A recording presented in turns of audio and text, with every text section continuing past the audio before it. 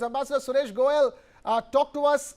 Iran has repeatedly said we were India's guest, but India's clarification from government sources at least say that they were, that is the operative part of it, they were our guests. They were not our guests when the attack took place, and in that sense, from all kinds of diplomatic precedents, do you think it warranted a response from India? Thank you very much. Let me not go into even the issues of guests and therefore the responsibilities and the kind of obligations we had towards our guests and so on and so forth. The situation under the laws of seas, UNCLOS, is like this. The warships, which are actually on the high seas or on the international waters, they are not supposed to be part of a war effort. They enjoy immunity from war actions.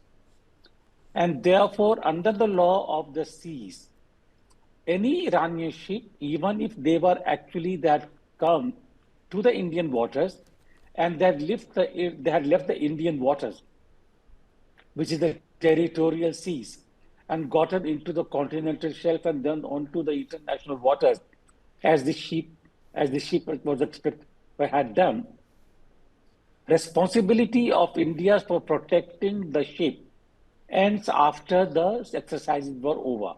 Even in the exercises, our responsibility only lies to a certain extent under the laws of the sea, not beyond it.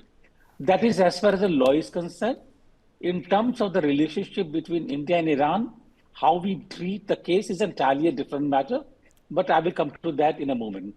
So therefore, when the ship had left the Indian waters, had come onto the international waters, it enjoyed immunity from any kind of war action on the international or the high seas, so to say. The issue really here is that the USA is not signatory to UNCLOS. And therefore, the USA can very well take plea behind or can take the plea that they were not signatory to UNCLOS, and therefore, for them, the Iranian ship was fair game. But then that brings us to another point. I mean, I do not expect any morality or any observation of law from the US. After all, when they hit a school in Iran, killing 185 people, there was the morality or the law or the humanitarian law in that. But that is besides the point. Therefore, I will not examine the issue relating to the US section from the legal point of view. They don't observe those laws, and they have not observed those laws as far as they are concerned. This is the law of the might.